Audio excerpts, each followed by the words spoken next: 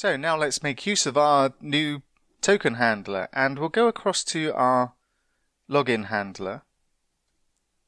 And what we want to do is return the token inside here. So what we will need to do is we'll also need to bring in our JWT generator.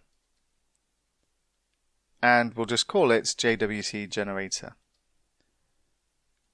And we'll use application interfaces inside here, and as per normal we'll initialize the field from parameter. And I'll just take out list dot from here as well. So with this in place, we can make use of this inside our token property, and we'll say JWT generator.create token, and we can just pass across our user.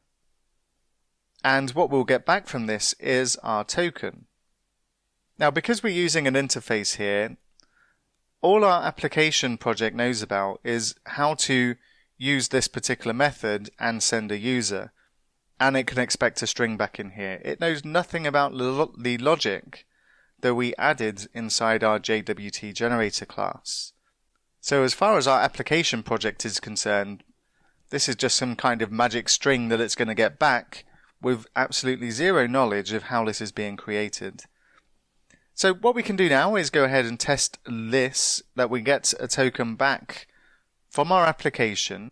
And let's go back and click on send for our login user with the correct username and password. And I need to restart my application, so that would help when testing. So I'm just going to do .NET watch run, press return, and I'll go back and test again, and this time we should get a token back with our request.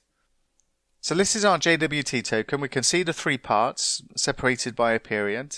We've got our header, we've got the payload, and then we've got the signature of the token as the third part. So what we can do is we can copy this token into our clipboard, and let's go and take a look at Chrome. And what we'll do is we'll go to a site called jwt.io, and this will allow us to paste in our token, and we can inspect the decoded token inside here. And this particular site allows us to decode, verify, and generate a JWT. But we're just going to paste in our token into this. So I'm just going to paste in the token that we received back from the server, and we can see that the name ID is Bob. We can see that it's not before is, and this is a kind of Unix timestamp for a date here, but this represents right now, and the expiry is 7 days in advance of this, and the issued at is the same as the not before as well.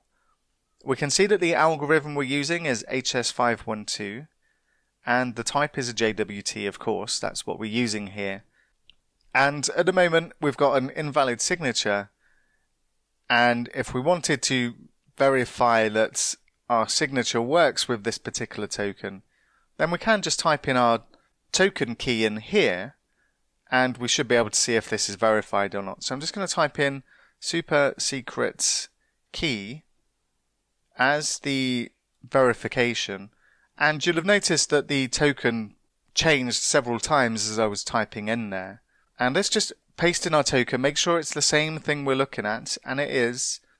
And with this particular key, this signature is verified. Now it's tempting to think that you can use any key and it's going to be valid, because this signature is always verified when we change this inside here. But this is not a valid key for our particular token, and if I repaste in my token again, then we get an invalid signature. This has been a little bit confusing for people in the past, the way that this site uses this key, because of the nature of this changing every time that we type something different in here. But if we attempt to send up a token that has this to our server, I guarantee you it will not work, because this signature here is for this particular key, and it will not work with our server.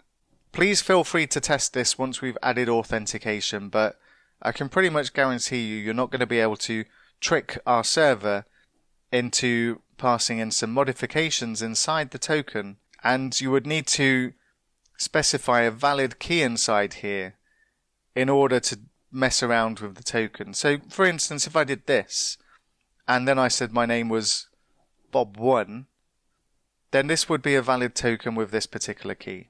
But if I had no key, I pasted in my token again, and then I tried to type in Bob1. Even though this says the signature is verified down here, this does not mean this token is a valid token. It will fail on our server. So anyway, now that we've got a token that we can use, what we need to look at next is actually adding some authentication to our application. And we'll take a look at doing that next.